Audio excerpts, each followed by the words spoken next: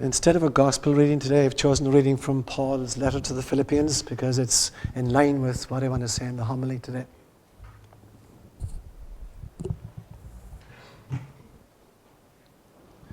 Have this mind in you, which is also in Christ Jesus, who, though he was in the form of God, did not count equality with God a thing to be grasped, but made himself nothing, taking the form of a servant, being born in the likeness of men.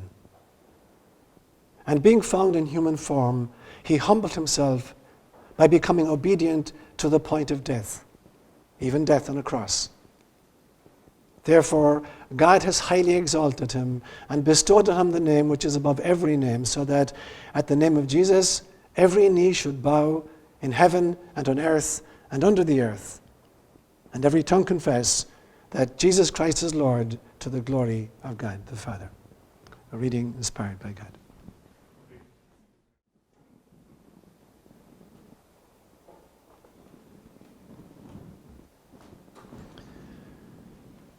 Every couple of years, I give what I call a homily by request.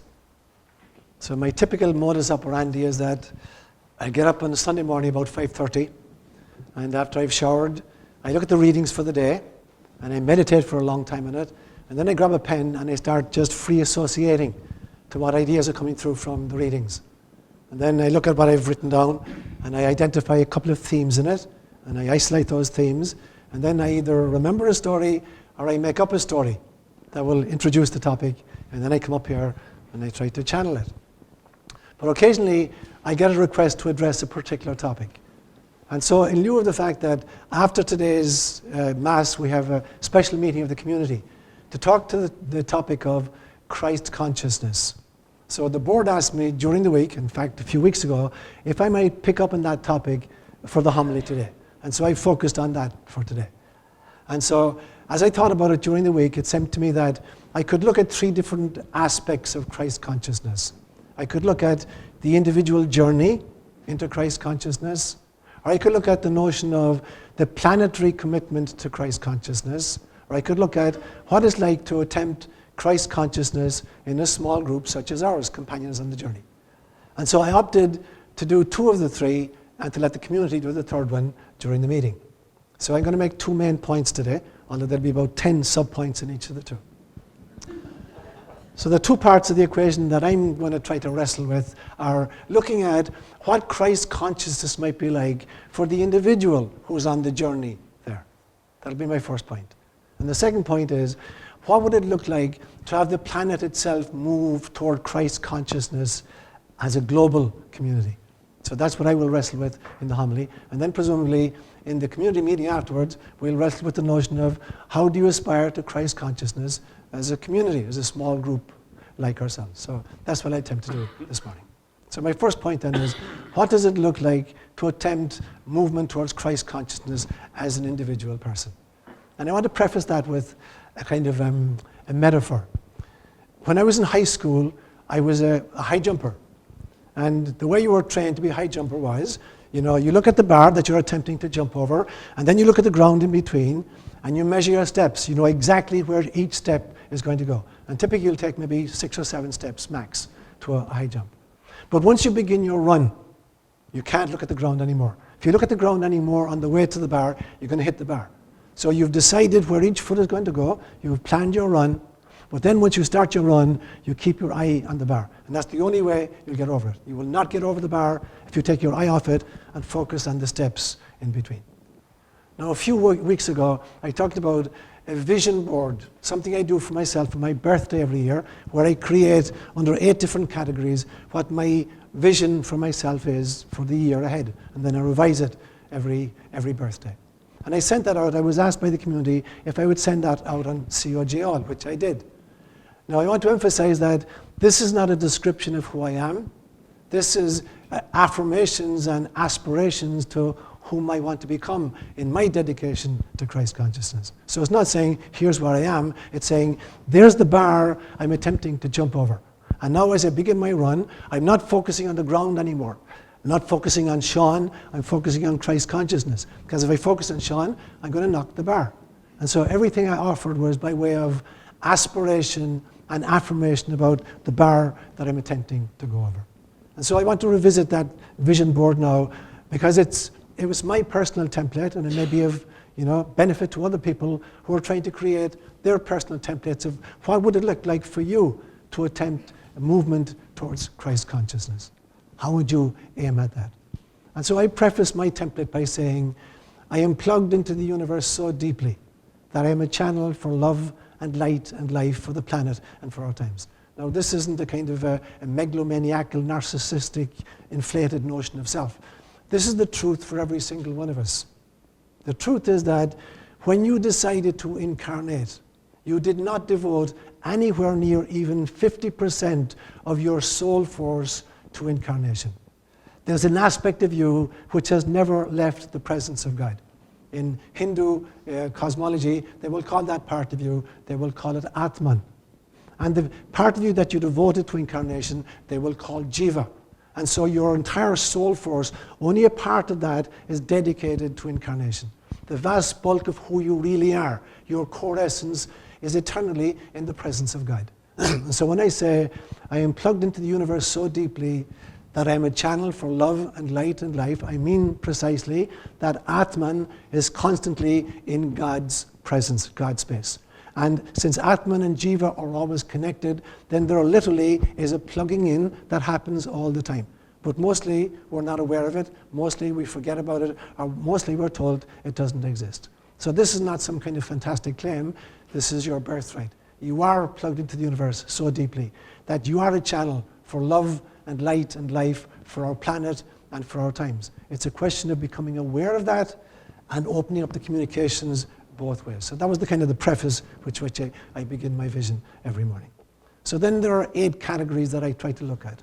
If I were to try to attempt Christ consciousness, what would that look like, on the ground where the rubber meets the road?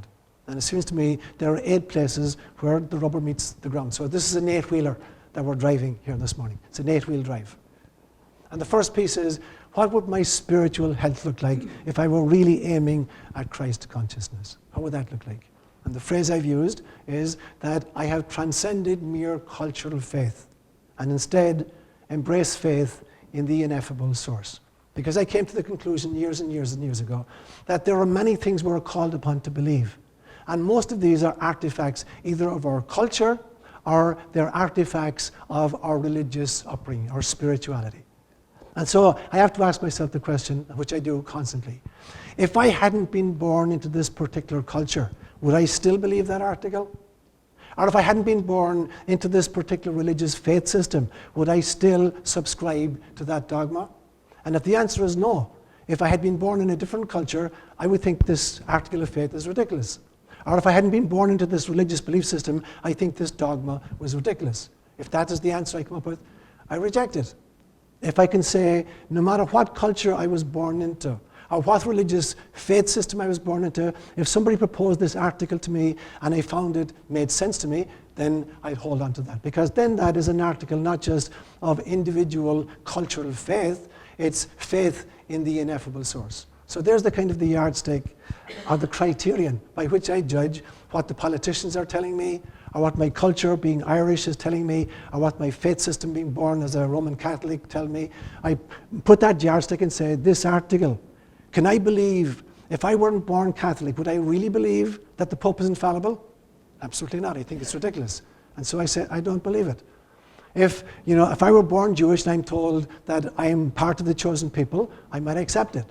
If I weren't born Jewish and somebody told me the Jews are God's chosen people, that the ineffable source of all that is chose a particular universe, a particular galaxy, a particular solar system, a particular planet, a particular species, and a particular piece of real estate and said, that's my chosen land and those are my chosen people, would I accept it? Absolutely not. Do I accept it? I don't.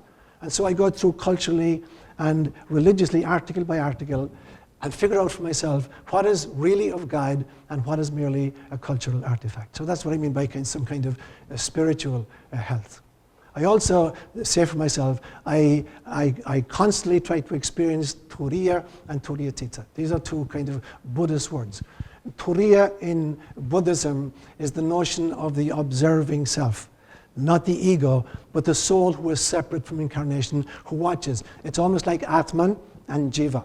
So Turiya is the Buddhist equivalent of Atman, that part that observes the incarnational process. So try to constantly getting into that observer mode and not getting caught up in the vicissitude of incarnation and being thrown by it. And Turiyatita is a little bit beyond that. Turiyatita is the notion that you are both the observing consciousness and you are Atman and you are Jiva. You're having both experiences. You're having the observer experience from the soul's place and you're having the incarnational experience from the ego place. Can you walk with those two legs together? Can you experience and celebrate and honor incarnation without identifying with it? Incarnation is not who you are. It's an experience you're having. And so that's what I mean. That's what spiritual health would look like if I were aspiring to Christ consciousness. These are kinds of the yardsticks that I would use. The second category I look at is my intellectual health. And I say I am developing an encyclopedic understanding of the universes and their myriad forms. Now again, this is not some kind of megalomaniacal self-inflation that I know everything. It's a recognition of the fact that we are part of a guide who has videotaped everything every single one of our great-grandchildren has done. God is like a doting great-grandparent who's videotaped everything that's happened to all of our great-grandchildren. And so Hinduism will call this the Akashic records. Modern quantum mechanics will call it the metaverse. That the universe in which we inhabit is just one child of a metaverse who spun off many, many, many universes which have a lifespan, they have a beginning, and they have an ending. But the learnings from all of these universes is stored in archives that I'm going to just call the Akashic records. And when we know how to get there, every single one of us has access to all of that kind of information.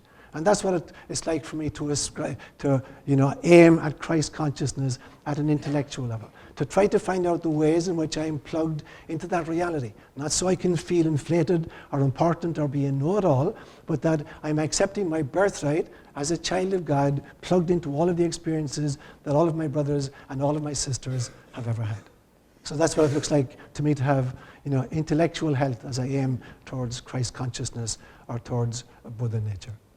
The third category I use, it's my dream health. I've been recording my dreams since about 1978. And I want to learn how to dream lucidly. In other words, I want to know when I'm dreaming that I'm dreaming. And I'm not just talking about the dreams at night when I close my eyes and I go into REM sleep. I'm talking about this dream right here now, because this is just another form of the dream. I keep saying to you that life is a dream that the ego is having, and that the ego is a dream that the soul is having, and that the soul is a dream that spirit is having, and that spirit is a dream that source is having. So I want to be able to lucidly live. In other words, I want to realize that this too is a dream. And when I say it's a dream, I don't mean it's not real. Dreams are real. They are just a different level of reality. But I want to realize that this is not ultimate reality. This waking consciousness is not ultimate reality. It's a level of the dream. I want to be able to realize when I'm living that I'm dreaming this particular level of reality as well. It is not ultimate reality. And I want to realize that in dreams at night that I'm visiting what Hinduism will call the astral realms, or the esoteric literature will call the astral realms. And there are two levels to these planes, according to the esoteric literature. There are the higher astral planes, which are the dimensions in which energies whom we would associate with ascended masters or beings of light, where they reside, angelic presences perhaps.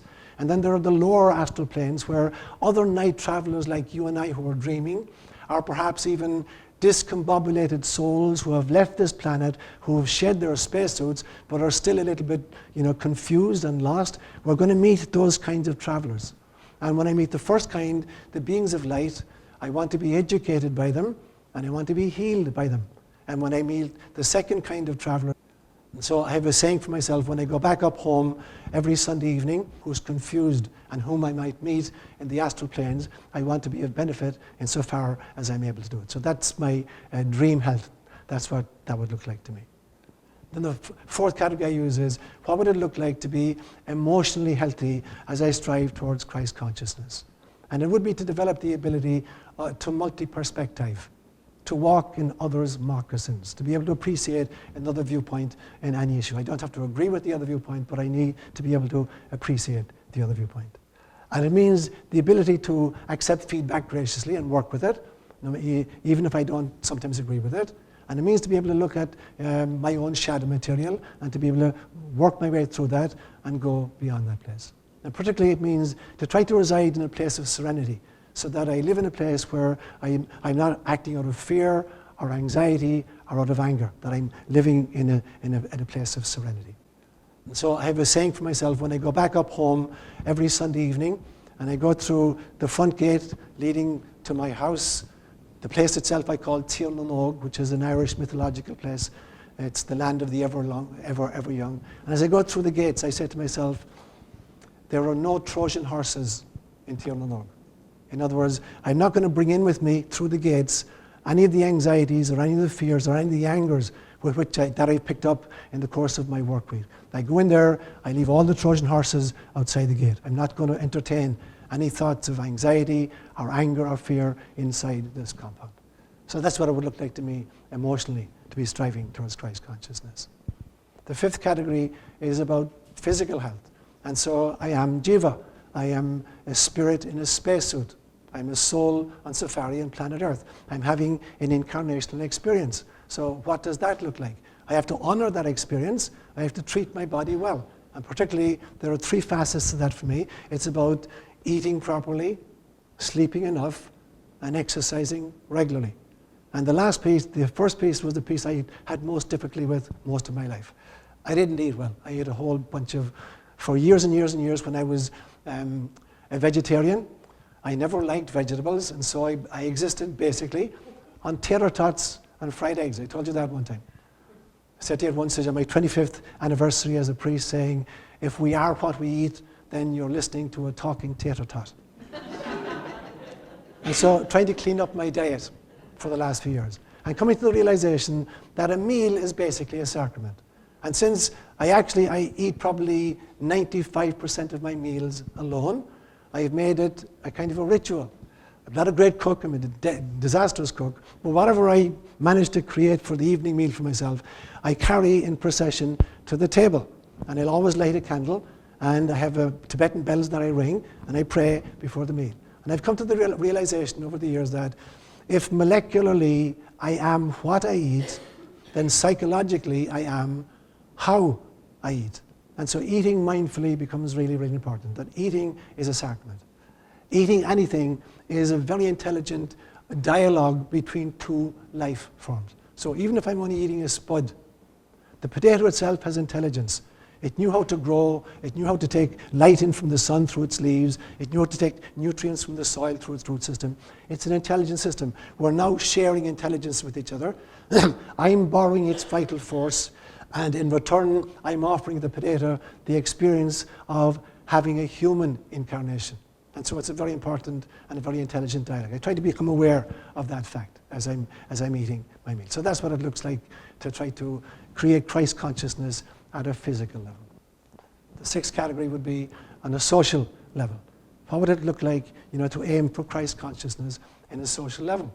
And for me, it's about trying to show up more and more authentically in relationships. Not to show up superficially, not to show up without depth, but to show up really, really deeply. There's an old adage that says, small minds talk about people, greater minds talk about events, and really great minds talk about ideas. And I believe there's a lot of truth in that. I think there's so much damage done when we insist on spending most of our talk time speaking about other people rather than talking at least about events, but basically or primarily or most importantly about great ideas. And so that's the kind of notion I have for myself. To spend less and less time talking about people and less time even talking about events and more time talking about great spiritual ideas. So that's what it looks like for me socially to engage with people at that level. The seventh category would be financial. I take the prayer from the line of the Our Father, give us this day our daily bread. If I have committed to incarnation, then there are resources I need for incarnation. And finances are just a symbol of that. Whatever resources I need in order to discharge my mission adequately, I would expect that the universe would provide those for me. And that I would stand in the place where I know the universe lives in a dynamic exchange, that it provides all our needs. That a universe that has created 200 billion galaxies containing about 150 billion stars each, it's not going to kind of be stumped by providing me with whatever I need in order to live this incarnational experience adequately. So I expect that in my movement towards Christ consciousness, I'll be provided with the resources I need to discharge my obligations well. And the last category is my mission. What does it look like to discharge my mission in a Christ-conscious fashion? I shared with you years and years ago about a vision I had based on a great Jewish teaching from the Talmud, the teaching of the Lamed Vav, which is the notion that at any stage of human history, there are 36 tzaddikim, 36 enlightened beings on the planet, and that they literally hold the energy of the planet together. If it weren't for them, the whole experiment would just dissolve and disintegrate. And I said to you, it's a beautiful teaching. The only thing I disagree with is the number 36. I had a very, very powerful vision years and years ago where I saw the planet itself surrounded by what I could only describe as a lattice of light workers. And I could see that for every line of latitude and every line of longitude where they intersected, there was a being of light stationed, and one at each of the two poles. And when the vision was over, I sat down and I calculated how many light beings that was. And if you look at where the lines of intersection between latitude and longitude, the North Pole and the South Pole, there are 64,442 light beings dedicated to raising the consciousness of this planet. And so my aspiration towards Christ consciousness, my sense of mission is that I want to be like a little mirror, a small mirror on the surface of the planet that is deflecting some of that light down onto the planet and down into my world itself. So that's what it would look like. That's my template for how I aspire to or aim at the notion of Christ consciousness at an individual level. So that's like the first part of the talk. Then I began to think about, if I took those 8 categories, those same 8 categories, and I applied it to a planetary consciousness rather than just an individual safari, what would that look like? And so the first category is spirituality. And so religion is to the globe what spirituality is to the individual. So religions, in a sense, have been attempts to put groups of people in contact with the deep spirit. And so to use another metaphor, religions are they're like wells going down into the same water table. No well that doesn't access the water table is going to give you water. You have to go down into the water table to access the water. But each of the wells will taste a little bit differently, because although it's the same water percolating through, depending on the stratification underneath your particular well, particularly what kinds of rocks are around there, they're going to give a very special taste to it. Sometimes a toxic taste, sometimes a beautiful taste. So for instance, where I live up in Healdsburg, I'm totally off the grid. I'm miles away from PG&E. So I have my own water system. I dug down 260 feet and I have a well that pumps water. But it's a very geologically diffuse area, so there's lots of heavy metals there. There's iron in the water, there's aluminium in the water, and there's lead in the water. So I had to do a 3-part system to take out heavy metals. It's also hard water, so it needed to be softened. And I also have an ultraviolet system that kills bacteria in it. So there are 3 phases through which the water goes before I drink it. And so although the water table itself, a lot of the water is coming from the Sierra, from melted snow, 100 miles away. But as it comes through my particular stratification, some of it is good and some of it is not good. So every religion is like a well going down into the water table. Each well is going to taste a little bit differently. And sometimes a particular religion will give a sweet taste to it, and at some stages of our history, they'll give a toxic, poisonous taste to it. So there are 2 ways of figuring out what does the real water really taste like. 2 ways of doing it. You can take any well you like, and by going down deeply enough beyond the stratification, if you go way, way down, you get the pure water uncontaminated by the stuff through which it's percolating, and then you have your answer. Or you can take water from many, many different wells, and by comparing them, if you find out the commonalities, you found out what the real water tastes like, apart from the contaminants. Sometimes even the buckets we let down to take up the water themselves provide a special taste or a special contaminant. And so when I look at planetary consciousness as it moves towards Buddha nature or towards Christ consciousness, I want to see if we can aim at a spirituality which accesses the water table and is not merely content to take what's coming up through our well system and drink it anyway. So that's what it would look like for me to aim at Christ conscious at a planetary level spiritually. What would it look like from an intellectual viewpoint? If we were to look as a planetary group intellectually about health that would take us towards Buddha nature or Christ consciousness. And I want to focus here on the media, because most of our education happens through the media. Most of our intellectual stimulation is happening through the media, unfortunately. We live in a culture that the Romans described years and years, thousands of years ago, as panis et circenses, bread and circuses. That for most people, if you feed us and entertain us, you can do anything with the ideology in which we live and we'll accept it. That is not okay. And the mass media are certainly promoting that notion. Feed them and give them, baseball or Monday night football or whatever, and then you can do anything you want with the political system or the ideology. It is time for us to wake up to the realization that we live in a world in which the mass media have engaged in what I call 4 reductions.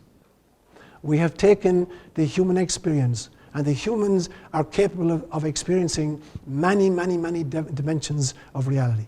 So in the course of an ordinary day, you can experience waking consciousness, dreaming consciousness, deep dreamless sleep consciousness, hypnagogic consciousness, hypnopompic consciousness. You can experience a deity mystical consciousness, or nature mystical consciousness, or formless mystical consciousness, or non-dual mystical consciousness. There are literally thousands of states of consciousness out there. The mass media insist on reducing all states of consciousness down to one. This, what we grandiosely call the waking state of consciousness. This is only one state of consciousness which is generating data in this one. They're important data, but they're only one state of consciousness. That's the first reduction. The second reduction they engage in is to take a non-representative subsample of the data from that one state of consciousness and act as if they're actually emblematic of the entire state of consciousness. If you get all of your information from Fox News or the San Jose Mercury News, then you live in a world which is terrifying and fear-inspiring. That is not our world. You're not really finding out what's happening in our world. You're finding out a very biased subsample, and you're focused on that, and you begin to believe that is the total reality. That's the second reduction. The third reduction is that we then take this non-representative subsample from one state of consciousness, and we spin it. It's not enough even to present it to you unadulteratedly. We're going to spin it for you because we've got a particular agenda in mind. And the fourth reduction is that we'll tell you then, you don't even have to think about this, you don't have to ask yourself questions. We've thought of the questions on your behalf, and we're going to give you the answers now. Here's what you need to buy, or here's whom you need to vote for. So the mass media have done us a tremendous disservice as a globe.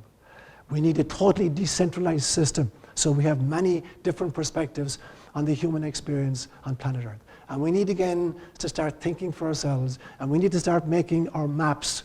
We need to be cartographers of multi-dimensional experiences.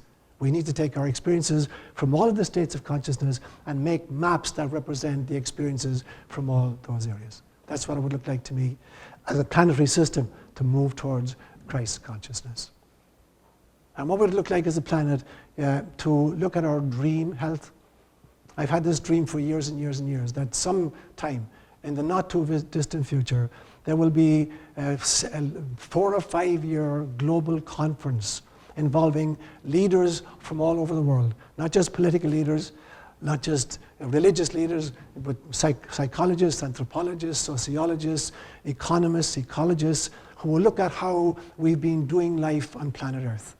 And at the end of that global conference, there will be a vote in which each species gets one vote, including the human species. And that the other species will be represented by shamans who will literally dress up in the paraphernalia of the species they're representing, and that there will be a vote in which one species, one vote. And we figure out how do we redo life on planet Earth so that everybody, every species can come to the table of God's largesse. That is the dream I have as a planet. That's what a planetary health would look like at a dream level. And at an emotional level, what is the emotional body of the planet? I really believe that just like human beings have many different levels to the self, there's the physical self, there's the etheric self, there's the astral self, there's the mental self, there's the causal self, there's Atman, and there's Brahma consciousness. The planet itself has those levels. There is a physical body to the planet that we call the physiosphere, the rock, third rock from the sun. There's an atmosphere around it. I believe also that this atmosphere is like the emotional body of the planet. Naturally, it's under the influence of the physiosphere. Earthquakes happen and tornadoes happen, but I'm convinced that at least some of the energy for earth changes and earth disturbances have to do with the stressors Gaia is under because of the mismanagement of the human species. That the emotional health of our planet, to some extent, is dependent upon the actions of human beings. And that we need to clean up our act as a human species in order to have some influence on the climatological changes and the atmospheric changes and the geological changes that our world is experiencing. That's what it would look like at a fourth category. At a fifth one, what would it look like if I just took the physical globe itself and physical safety? What would that look like? I want to focus on one piece of it. I think there may be a need for a military presence on our planet, but not a military presence acting at the behest of any particular one group of people and imposing their will on others, grabbing resources and protecting resources that they now claim to be their own. That is not the purpose of the military. The military would be peacekeepers. And I would take the United Nations Security Council, I would disband it, and I would create instead a council of grandmothers. That all, and I'm deadly serious, that any decision to use military means to intervene anywhere in the world in order to keep peace would be a decision made by this council of grandmothers who would make the decision it is appropriate to intervene in this circumstance. And it would not be about grabbing resources or protecting resources. So that's what the physical safety of our planet would look like to me. When I look at what would the social welfare of our planet look like, it would look like to me as if the relationships we have are relationships predicated on love. I worked in Africa for 14 years, and I saw the extraordinary corruption that goes on. When people in first world countries send aid to third world countries, here's what tends to happen a lot of the time when they're working from government through government, instead of through NGOs, non-governmental organizations. Somebody put it very tritely one time. He said, international aid is a system whereby poor people in rich countries give money to rich people in poor countries. And there's a lot of truth in it. I'll give you one glaring example. The first mission I lived in Kenya was a mission called Njoro. And about 3 miles from Njoro was a big college called Edgerton College. It was an agricultural college which has since become a university. And the Dutch government had poured a lot of money into this college. And there was one of the faculty was a Dutch professor who was a good friend of mine. He came to Mass every Sunday in the mission.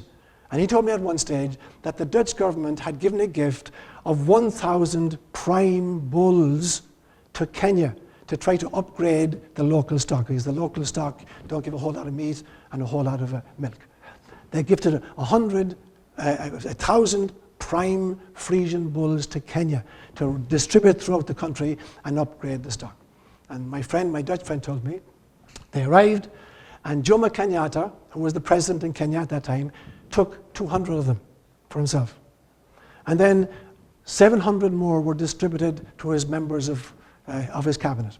Each guy got 5 or 6 or whatever. And then 100 of the 1,000 actually got to go out where it was intended. And this friend of mine, who was in charge of the party, he was totally aware of it.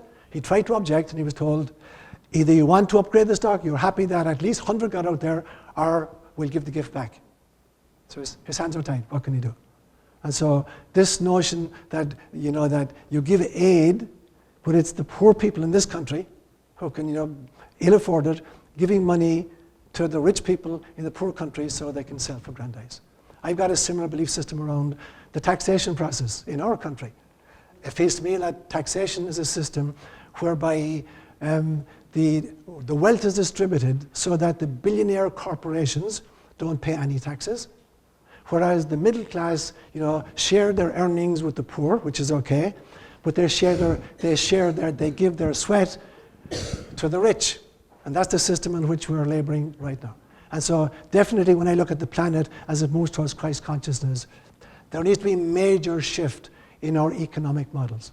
At the moment, in a typical organization, the wage discrepancy between the executive class and the guy sweeping the floor, at the moment, the last figures I saw were 300 to 1. The CEO in a typical organization is earning 301 times more per hour than the guy sweeping the floor. And he may not be putting any more time into it. But that kind of discrepancy, we can't sustain. There needs to be a total look at our economic models as we do life on planet Earth. And finally, what would our mission look like as a planetary system? I shared with you again a vision of years and years and years ago where I saw a great soul stand in front of the presence of God. I'm going to call that great soul Gaia, and make a promise that she would energize the third rock from the sun in this particular solar system and would continue to throw up life forms until finally she managed to throw up a life form that would recognize its own divinity and ipso facto the divinity of all other life forms. And she spent 3.7 billion years in that process, starting off with single-cell creatures, and then multicellular organisms, and then the great sea creatures, and then the amphibians, and then the reptiles, and then the mammals, and then the primates, and then the hominids, and then Homo erectus, and then Homo sapiens, and then Homo sapiens sapiens, and finally, beginning about 2,500 years ago, she began to throw up what I've called Homo spiritualis, beginning with people like Lao Tzu and Confucius in China, and Mahavira and the Buddha in India, and Zoroaster in Persia, and the great prophets of Israel, Jeremiah, and ultimately Jesus, and the great thinkers of Greece, Socrates and Plato, Aristotle. We're on the verge of this breakthrough into Homo spiritualis. But planet Earth desperately needs midwives in order for that to be a successful birth. Because I said to you some weeks ago that there's a danger that there will be a bifurcation point now, as there has been in the past. We'll either go into Homo spiritualis, a breakthrough into Christ consciousness and Buddha nature, or we'll go into what I've called Homo sociopathicus, which will be people just totally out for ourselves. We desperately need people on our planet, and groups on our planet, and thinkers on our planet, who will bring us safely into the stage of Homo spiritualis. We need desperately midwives.